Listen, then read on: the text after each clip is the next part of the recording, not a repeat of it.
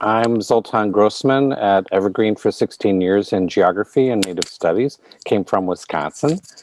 And this faculty submitted question reads, the January 6th riot shocked America, but for many of us at Evergreen, the event reminded us of attacks we endured, especially Black students, staff, and faculty in the spring and summer of 2017, when alt-right or far-right organizations targeted our community. How would you have handled that situation if you had been Evergreen president? So Evergreen is now whittled down its next president to 3 candidates. George Bridges is on his way out. I think he might be out at this point because whenever a national tragedy happens that Evergreen feels the need to virtue signal over, they send a campus-wide email that's decidedly leftist in its agenda and who it wants to cater to from the senior leadership team, no longer signed by George Bridges. I don't think he's written much of anything that I've read that's been signed by him for some time. He runs everything through his press department. Now it's just a faceless mass of senior administrators. But they're getting a new president. They've whittled it down to 3 candidates, as I've said. Now, surprisingly enough, the identity is not what you would think from an institution that prizes identity above everything else. It looks like they've whittled down their candidates to those with competence rather than strict identity markers. They have Michael Dumont, who's a former U.S. Navy 3-star admiral. Then they have Catherine Gunther Kudat, who has been a provost and dean of faculty at Lawrence University in Appleton, Wisconsin, and also Lee Lambert, who's a graduate of Evergreen, and he is a chancellor of Pima Community College in Arizona. This week, the Evergreen State College hosted 3 Q&As via Zoom that they refused to record because they don't record anything anymore, knowing that someone will get a hold of these recordings and then dissect them and try to make sense out of the inner machinations of this particular institution. But I did receive a recording of when the faculty interviewed these 3 candidates, these finalists for this position. Now, only one question was about how to facilitate better scholarship at the school. Most questions were about identity politics and getting the college out of its dire existential patch of failure that it is experiencing due to the mismanagement, I will advance, of the previous president, George Sumner Bridges, again, who's on his way out.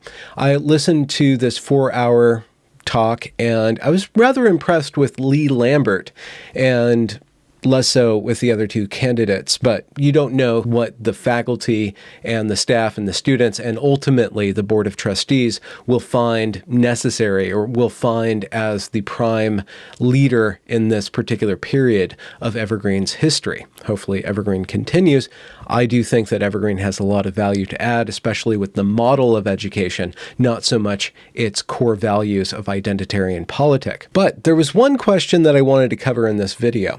One question that I find absolutely, I just don't understand why the faculty thought that this was the question that they wanted to propose. Of all the questions that they could propose, this was the question that they wanted to ask about the circumstances of 2017. And this gives you insight into what the faculty think happened in 2017, or at least what they find important about what happened in 2017, or at least what they want the world to think about what happened in 2017. I will read the question again. The January 6th riot shocked America, but for many of us at Evergreen, that event reminded us of attacks we endured, especially our Black students, staff, and faculty, in the spring of 2017, when alt-right orgs targeted our community. How would you have handled that situation if you were president? January 16, which was the March on the Capitol or the incident at the Capitol in Washington, D.C., was exactly like, more or less, what happened at Evergreen on May 24th of 2017.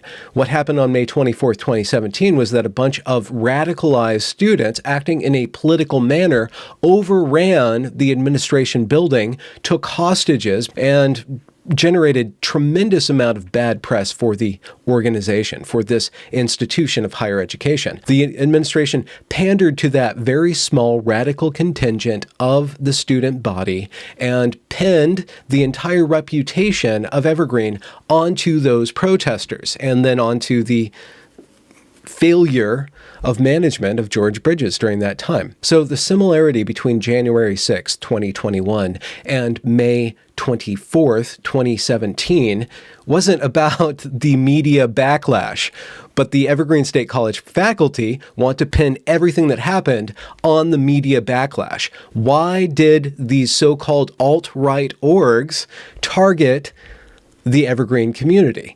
They targeted the Evergreen community because of the protest, not because of anything else, but because of the behavior that was modeled at the Evergreen State College. And furthermore, the professors at the Evergreen State College planted the ideas into the heads of the students that led those students to act and behave in the way that they did. And rather than face up to that, which they have never done, they pin it all on what happened afterward. Their narrative is that they were victims. They're playing the victim card to the very bitter end. And this, for some reason, is what they want to ask these three candidates. I will now show you what the candidates said in reply. Long story short, the candidates don't really know what happened, but they do make overtures towards ameliorating the faculty, giving the faculty what they want to hear. Again, I think that Lee Lambert has the best set of skills to take Evergreen out of the current situation, but I'll let you guys decide based on this very narrow window into this very wonky, weighted, academically faulty, and intellectually dishonest question. Completely intellectually dishonest. And I say that with the voice and the tone and the moral repugnance that I do, because these are supposed academics. They should know better, but they're still cowardly and hiding behind their stupid, flimsy narrative. And what Evergreen needs right now is honesty. So here are the three candidates' answers. I'm going to assume you mean how would I handle Evergreen if I was president there rather than president of the United States dealing with the Capitol riots. Correct. Yeah. So I wasn't there. I only know what I've read about, what I've seen on social media, which is over the top. And I saw the response with the alt-right groups and Fox News and some of the other talking heads. I think initially it was probably handled okay. The problem became when the social media types really took over the airwaves, if you will. One of the things I've been exposed to over both of my careers, my two parallel careers, is crisis management. And the media sort of strategic messaging campaign that has to be initiated quickly when those types of situations arise. That's how I would have gotten out in front of this. And I realized it's a huge demand on time when you're dealing with campus safety of students and faculty and staff. And I'm sure the phone lines and the emails were just melting down. But a strategic messaging campaign to address that quickly, get out in front of it and stay out in front of it would be extremely important. And it would have to be somebody in authority who could speak for the college. It would have to be somebody who had some, I don't want to say gravitas, but I want to say ability to communicate what was actually going on and to stay ahead of the incitement of it and what was leading to the various liquoring up of the alt-right crowd. And I just would have tried to aggressively counter it as quickly and as fast as I could with a consistent spokesperson and a consistent message. As far as there's the free speech aspects also, and Mike Dumut's of the view is that colleges and universities are learning institutions, and we have no business censoring free speech on campus, as long as it doesn't lead to violence or attacks on people or anything like that. But your typical free speech that we see in and our country cannot be shut down, and it especially should not be on our college or university campus. So that aspect is much more sensitive. That's working with the board of trustees and the faculty to decide how to respond and to take their input. But I think that's how I would have handled it. But again, I say that with just a bit of apprehension because I wasn't there and I'm clueless on the topic other than what I've seen and read. Great question and a tough one. And so this is let me share with you what I did just coming out of January 6th as an example. And then also how I've dealt with other challenging situations at Pima, and to a lesser extent, even when I was at Evergreen. So I came out with a statement. I think it was the day after January 6th, and to just so people heard from me directly, and I think that was important. And then creating an environment where we can have town halls to have conversations and dialogue, so that we understand where each other is coming from, so we could get to what is the root of the challenge or the issue, depending on what the dynamic is. So I'll give you an example of what I mean by that, but I'm going to use another event. So as we were closing out last year, I get a letter from the NAACP, and just, I had no idea what they were talking about, but it was not very positive. They were saying, the college, you claim that you are committed to diversity, equity, inclusion, but your actions don't reflect your words. And that you, Chancellor, you're dropping the ball. And I had no idea what they were talking about. So I picked up the phone and I called the president of the NAACP. Well, I got her number, and then I called. I know her because she actually used to work for Pima and retired. And so I talked to her and said, can we meet so I can better understand what your concerns are? So I had a meeting with her and the president-elect. And in that conversation, what I found out was one of our faculty had taken photos of an African-American female with the noose around her neck and the Confederate flag draped over her. And that they contacted my DEI officer, and my DEI officer did not follow through. I kid you not. So once I found that out, I said, first of all, I'm going to own that. And let's talk about how we can work through this together. So we decided to have a town hall. So I met with the African-American community, and I own that we dropped the ball. My DEI officer was there, and she never admitted having any role in this, by the way. I mean, it was just, you can see how things can break down, right? But I just want you to know, I'm going to own it, going to engage with folks. We're going to figure out how we move forward together. And I think in terms of the Evergreen situation, as you're pointing out, probably if we would have done that, we probably would have uncovered more quickly, hopefully, where the root of all this was stemming from, and then we could address it. And so that's how I would approach. I said, I'm not going to run from something. I'm going to run towards it and address it so that we can make sure we're all in dialogue and figure out together how we solve it. And I'm sorry that you all went through such a tumultuous period of time, as well as, day of absence, day of presence, has such a strong, positive place in my heart, because I was, the beneficiary of participating in those activities. The first thing I want to say is it's in some ways, this is an uncanny question because I think it was just 2 days after the January 6th event, I was reviewing, materials for Evergreen and the history, and it really hit me there that what happened to you all in spring of 17 was really kind of like a dress rehearsal for what happened at the Capitol on January 6th in almost every way.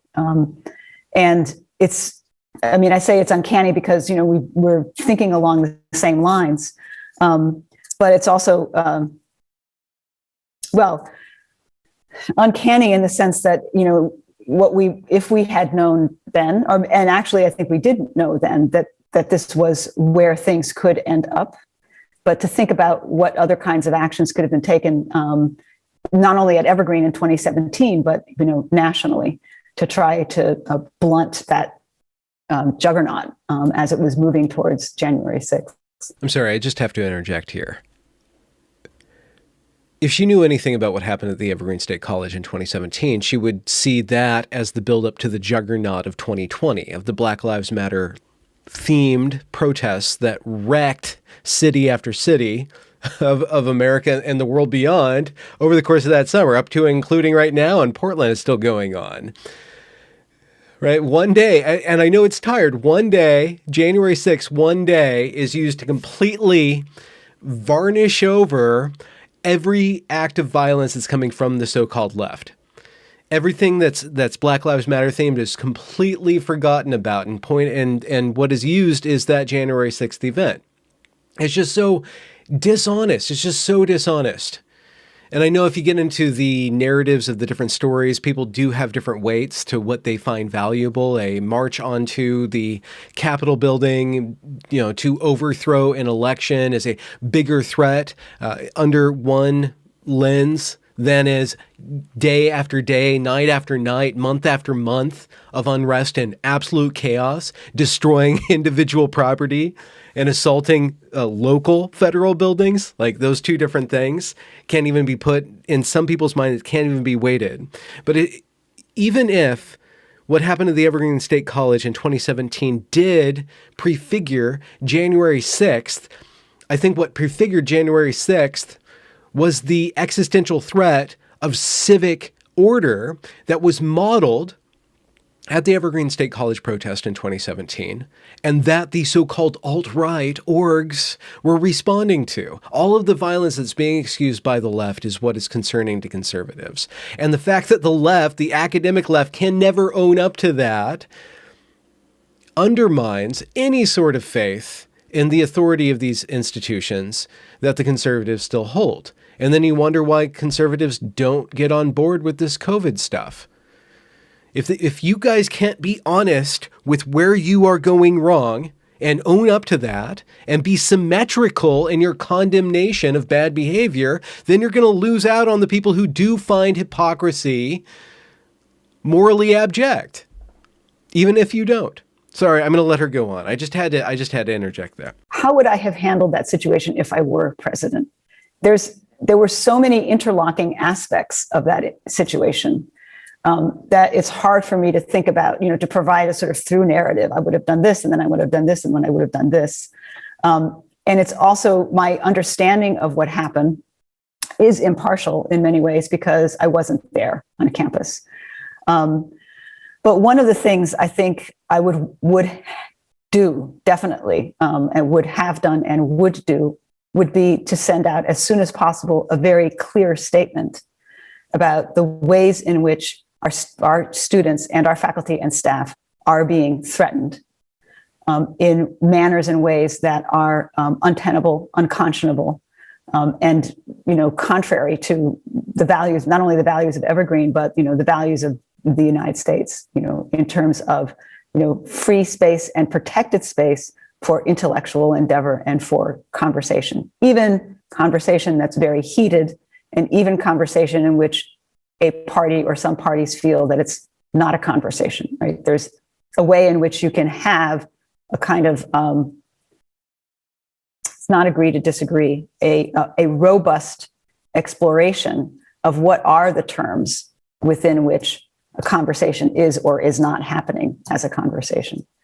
I'm realizing that I'm not giving a really sort of firm, solid answer. And as I said, I would have done this, I would have done this, I would have done this, because I don't have a very clear sense in my head of how things went down over the course of time, just that it did go down over the course of time, and that there were escalations and developments that then ended up with commencement having to be moved off campus.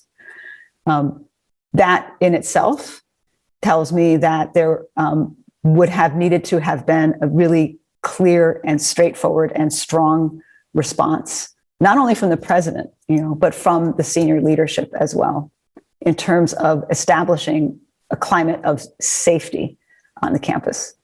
What would you have liked to have seen done? Because what I'm taking a little bit from the question is a wish that things had been done a little bit differently. And so I would like to know what, and there's been some time passed for people to think about it, to sort of unpack it a little bit, reflect, which is hard to do in the immediate aftermath. But with the passage of time, what could have been done differently? And then, what do you think still needs to be done? My own answer, and I think that you answer very well. I think many of us wanted a much stronger statement from leadership. And in particular, I think, Day of Absence, Day of Presence was very much a recognition that diversity and unity go hand in hand. And I think personally that there could have been a better defense of that. And I think the rise of Black Lives Matter, and for that matter, the rise of the far right kind of show what happened at Evergreen in 2017 was an early warning. And I'll leave it to others maybe to talk about what should be done now. But I think an increased emphasis on equity programs, on student retention, on student recruitment, student retention is what I personally feel. There are also two things in the chat regarding this. One is from Stephen Beck, and said, I would like to have had a seed support, particularly for protection for POC staff and faculty. There's another one that reads, a leader who is unequivocal about the fact that hate speech is not free speech.